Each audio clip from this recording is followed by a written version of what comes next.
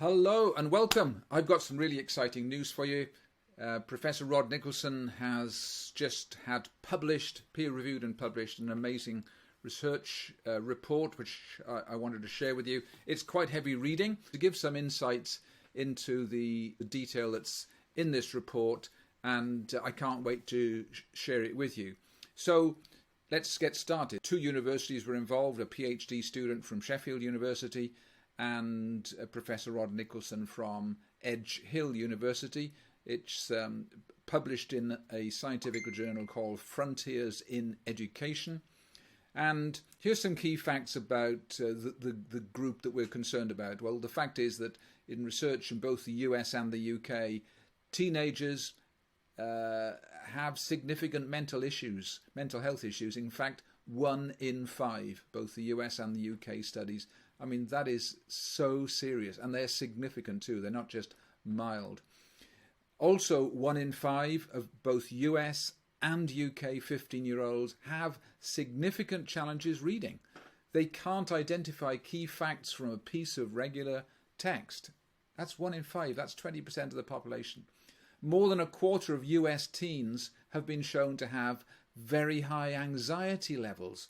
What's this all about? These are serious conditions, and of course what the research was to do was to see whether we could have positive impact in a wide range of areas by tackling what we believe is the root cause. So who was in the study? Well, there were a total of 40 Year 10 students, typically aged 14 to 15, and these were all students that were at risk of dropping out. They were of serious concern to the school authorities. And as you know, children like this that have given up on learning because learning perhaps is hard work, or maybe other reasons too. This is a difficult age and a difficult stage. And when the researchers said they wanted to do this, I held my head in my hands because I thought, wow, you are taking on the most difficult group of people. But academics sometimes do that. And right now I'm really thrilled that they did, because the results have shocked me. But of those 40, 18 had had a formal diagnosis of dyslexia and the others didn't. As we know, the whole diagnosis process is a bit hit and miss according to the regulations of the local education area. But that was the fact that nearly half of them had formal diagnosis. So let's see what happened. Well, the whole idea was to see if teenagers like this could be helped using Zing. And we wanted to approach a whole person study. In other words, let's look at their physical well-being, let's look at their affective, their attitudinal and moods and so on. Let's look at their cognitive well-being, their ability to learn and perform in all different aspects of their life. So, big challenge. Will Zing rise to this huge challenge? The characteristics that were being measured were wide. There was actually a total of 16 of them. Obviously, reading, different types of memory, both short and longer term, visual and declarative, that's facts that we recall to our thinking brain, and visual retention. All of these are important things. Anxiety, as we've seen from the proportion of teenagers that are struggling with emotional issues, measuring anxiety. It was the first time we've done this in such a formal way. And there's 2 different types of anxiety that academics like to measure these days. State anxiety, that is how I've responded to a recent event, and trait anxiety, that's the underlying propensity for me to develop an anxious state. So it's pretty comprehensive, these evaluations, and both of them were measured by the academics. Postural stability, which is a nice way of saying how balanced and how coordinated are you physically. And it doesn't just apply to movement and clumsiness, it applies, of course, to sport and other aspects of movement. Verbal fluency, well, that, of course, has impact on our confidence, our ability to get thoughts out of our mind and expressed, and can be a significant problem, especially those that have got some learning issues. Fine motor control. Well, fine motor control affects both eye tracking and fingertip control, and commonly found in those with learning issues. So a total of 16 measures, and all 40 were split into 2 random groups. This is how the way academics do it, to make sure that they're not biased and getting different groups. We wanted one group to just do what the school would normally do for the same amount of time as the other group, which did Zing.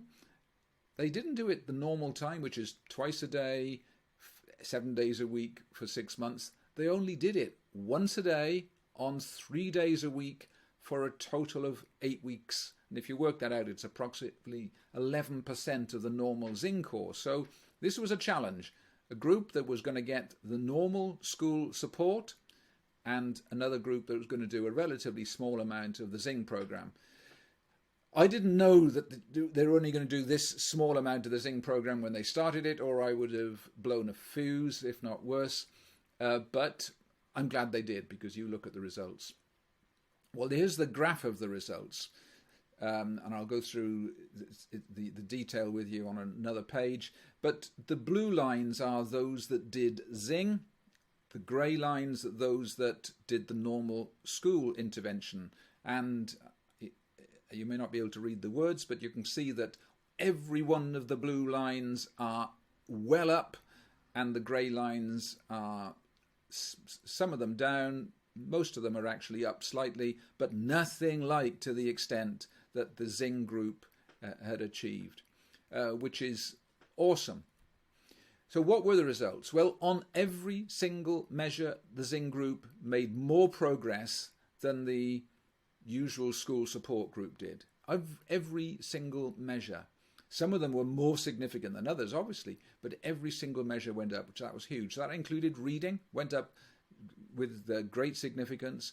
Memory, both visual and declarative memory and the long-term memory, all improved. And this was one we'd never measured before. Both state and trait anxiety improved significantly. Just bear in mind, they only did this for about 11% of the normal Zing program. Wow, this is awesome. Postural stability. So even their sport and their other coordination would have been improving as a result of this piece of the Zing program. Verbal fluency, affects confidence, ability to communicate, and fine motor control. Well, that of course is linked to reading, because fine motor control is the description of the process, the mental process that makes eye tracking smooth or not. It also makes the way you hold your pen normal or not. Handwriting, good or bad. So these are all important. And there were several other ones as well, including things like working memory. What was the biggest surprise for us? Well, it was the degree of significance of 14 out of the 16 measures. So 14 out of 16 was significant. The other two were still progress. It was spelling and writing. Well, spelling is always the last thing to come right, because when you do Zing, you actually have to unlearn the strategies you've adopted to learn how to spell. And so that always comes right last. And writing, well, there was some progress. It was almost significant, but it wasn't quite high enough on a small amount of the Zing program. So these results were just stunning. I would have lost sleep had I known this was the way they were going to do it, but I'm so glad they did now. And what was also a surprise was that just one intervention, which happened to be the Zing exercise program, improved physical performance, affective performance, and cognitive performance. Wow.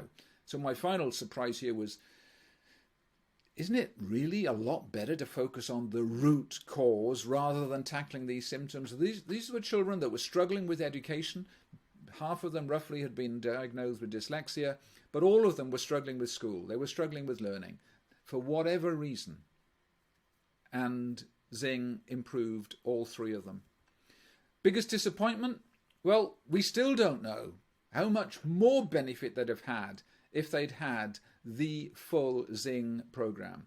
They only had approximately 11%. So I'm hoping this has made some sense to you, and I look forward to talking to you far more about it.